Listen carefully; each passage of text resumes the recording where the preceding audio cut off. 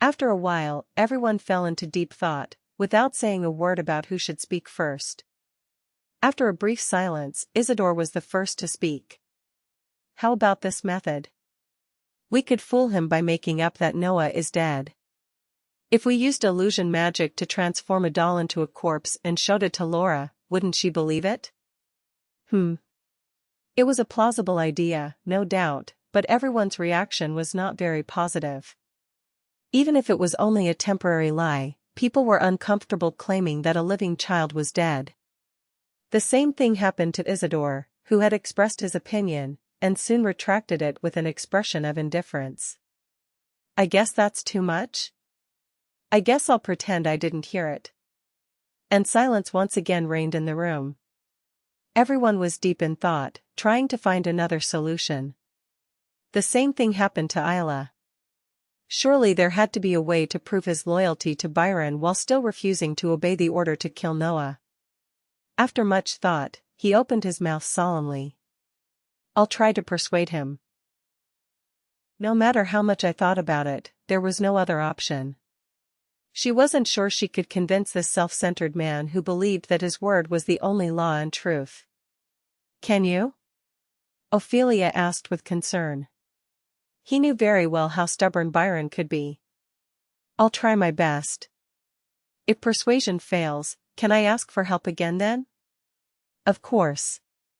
His mother smiled sweetly and nodded. His father and uncle did the same. Isla smiled shyly. Before, it was so precarious that if he took even one wrong step, he would fall off a 1,000-foot cliff. But now it was different. It didn't matter if he failed. She had trusted adults behind her, supporting her. Isla felt really safe. When Isla returned to her room, Lisa had continued packing her things, leaving Laura alone. Her expression was grim, as if she was determined to end the conversation with Isla somehow. Are you here already? You're later than I thought. The Duchess kept asking me about the details of my trip, so the story dragged on. Isla responded in a timid voice to Laura's seemingly reproachful words. Sitting hesitantly on the couch, Laura, as if she had been waiting, opened her mouth. Now I can finally finish the story I was trying to tell you. The story I couldn't tell you because that poor young girl interrupted me. Laura grimaced, as if she didn't even want to mention Lisa's name.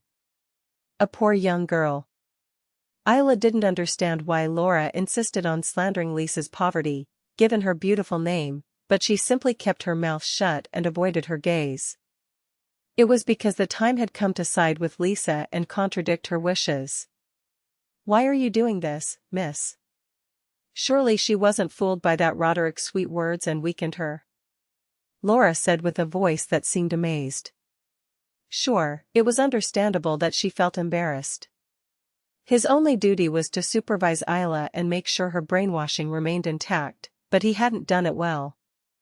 And this situation, where she was so nervous, presented her with a golden opportunity. He needed to bring it up while Laura was losing her mind and hesitating, so that his plan would work. It's not that, Isla replied weakly, with a pitiful expression. But why do you hesitate? If your father knew that you hesitated like this, he would be very disappointed.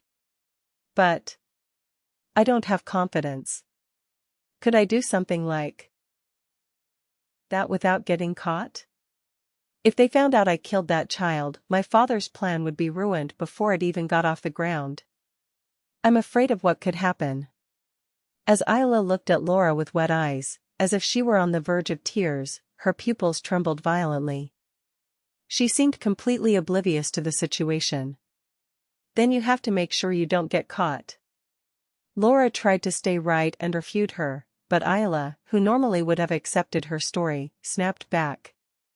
Of course I'll try, but what if they catch me? And then what?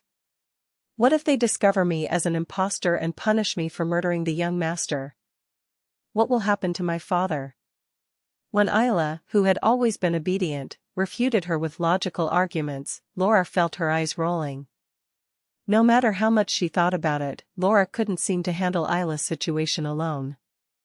He felt like he needed to consult with his uncle and mother and ask their advice on what to do. No, if Laura had to choose, she would prefer her Uncle Cloud over her mother. Capella would surely scold her for not being able to follow such simple instructions. Seeing Laura's gaze wandering back and forth, trying to figure out how to contact her uncle, Isla decided the time was right. I want to see my father. I haven't seen him in so long that I feel even more depressed. I'm losing confidence. Isla said with a sullen expression and a frown. He thought it would be better to talk directly to Byron than through Laura. Speak sensibly. How is it possible for you to see the teacher? How is it possible that I can't? At least we can talk about it. Laura shook her head at Isla's words. Wouldn't it be better to allow him to contact Byron directly, as he requested? Then the blame for not properly managing even a single simple task would fall on Isla, not Laura. I'll tell you something. Don't wait too long. Laura, who had been thinking for a moment, opened her mouth and grumbled. Thank you, Laura. Isla smiled widely, a reassuring smile. The first obstacle had been overcome. Now all that was left was to convince Byron. Cloud Air looked at the report that his niece had sent him several times with a serious expression. The report indicated that Isla had lost confidence and motivation, was out of control, and wanted to see Byron. Considering his appearance until then, it wasn't that surprising. Isla had been a child who firmly believed that Byron was her biological father and trusted him, always desperate for his approval. But now Cloud knew that what the girl had shown him was not true. Isla already knew who her biological parents are and wanted revenge on Byron for separating her from them and using her as an instrument of revenge. So the story that the girl wanted to see Byron was not to be taken at face value. What is this girl thinking? Cloud frowned, gently stroking his chin. He tried to understand Isla's motives for inventing such a thing, but nothing came to mind. Giving up on understanding her, he took the small piece of paper out of the envelope. It was a note addressed to him, written in Laura's handwriting, clearly written. His niece, who normally only sent him official reports, contacted him privately this time for some reason. Cloud opened the note carefully, worried that the paper would tear. I was curious about what Laura had written, and worried that it was bad news. But when I opened it, there was nothing special. It was just an excuse. She was doing the best she could at her tasks, and it wasn't her fault that Isla was in such a bad situation. So please, Uncle, tell the master. Tell her this is because the girl is weak-hearted, and it's not my fault. And my mother too. I'm sure he'll scold me for not being able to do even that right, so you have to tell him that's not the case. You understand, right? Cloud folded his niece's note again with a complicated expression and put it in his pocket. How could such an innocent girl grow up to be so guilty? He felt sorry for her, thinking that perhaps it was because she had suffered various things since she was little, but he also thought that perhaps he and Capella had raised her badly. It was at that moment that he was lost in his own thoughts. Cloud. From behind, he heard Capella calling him. Sister-in-law.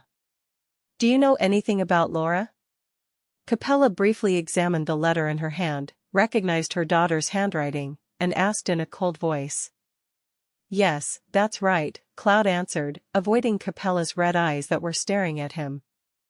Facing her fierce gaze, Cloud was able to understand his niece's fear of being scolded by her mother. What seems to be happening? Capella, who caught the threatening expression on his younger brother's face, narrowed his eyes and asked, I'm going to inform my lord. Sister-in-law, we can talk later. It wasn't a mistake. It was natural to inform Byron first. However, Capella looked at Cloud's back as he walked away with a look of dissatisfaction. No matter how much he thought about it, he had the strong feeling that he was hiding something from her. But since he couldn't say anything to someone who wanted to inform the master first, he simply tried to suppress his uneasiness.